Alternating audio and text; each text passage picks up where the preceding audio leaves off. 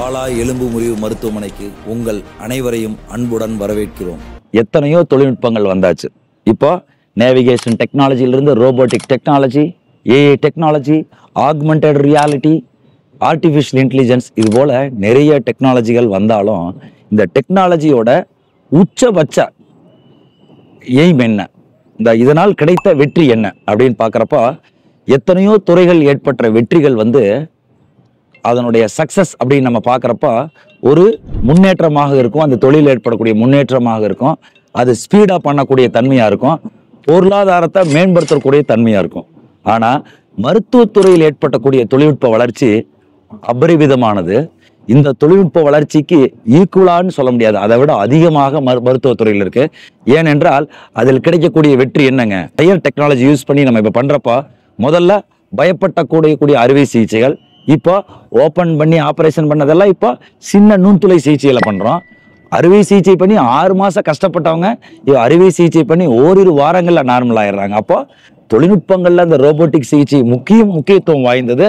அதுலேயும் மருத்துவத்துறையில் ரொம்ப ரொம்ப முக்கியத்துவம் வாய்ந்தது. ஏன்னா அது அந்த தொழில்நுட்பத்தினால் கிடைக்கக்கூடிய வெற்றி என்னன்னு பார்த்தீங்கன்னா, ஒரு நோயாளியினுடைய உயிர், ஒரு நோயாளியினுடைய வலி நிவாரணம், ஒரு நோயாளியினுடைய நார்மலான வாழ்க்கை, அதாவது பழைய இளமை கால வாழ்க்கையை மீட்டெடுக்க முடிகிறது இந்த தொழில்நுட்பத்தினால. ஸோ அந்த தொழில்நுட்பம் எந்த துறைகள் வந்தாலும் மருத்துவத்துறையில் வரும்போது அது மகத்தான தொழில்நுட்பமாக போற்றப்படுகிறது.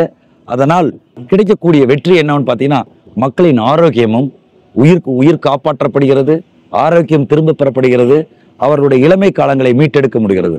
ஸோ தொழில்நுட்ப வளர்ச்சி அப்படி என்கிற பொழுது ரோபோட்டிக் சிகிச்சை, அதிலும் மூட்டு மாற்று சிகிச்சையில் இடுப்பு மூட்டு மாற்றுறதாக இருக்கட்டும், முழங்கால் மூட்டு மாற்றுறதாக இருக்கட்டும், முழங்கால் தோள்பட்டை நுண்துளை சிகிச்சைகளாக இருக்கட்டும். ஸோ இதில் ஏகப்பட்ட மாற்றங்கள் ஆகிவிட்டது. ஏன்னா எல்லா மாற்றத்தையும் நம்ம ஃபோனில் யூஸ் பண்ணுறோம், எல்லா ஆப்பையும் அட்வான்ஸாக நம்ம யூஸ் பண்ணுறோம். ஆன்லைனில் நம்ம டிரான்ஸ்ஃபர் பண்ணுறோம், ஆன்லைனில் ஆர்டர் பண்ணுறோம். ஆனால் மருத்துவத்துறைன்னு வர்றப்போ அதை விட அதிகமான டெக்னாலஜி வந்தாலும் அதை ஏற்றுக்கொள்ள மனது ஏனோ கொஞ்சம் ஒரு நிலம் சலனப்படுகிறது. சலனப்படாதீர்கள். ஒரு மருத்துவத்துறையிலும் ஒரு மருத்துவர் உங்களுக்காக இருப்பவர்கள்.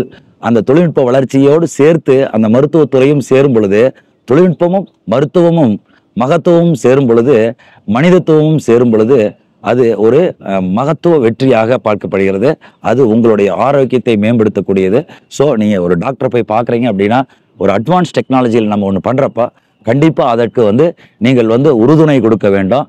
ஏனென்றால் அது உங்கள் வாழ்க்கை. நன்றி, வணக்கம்.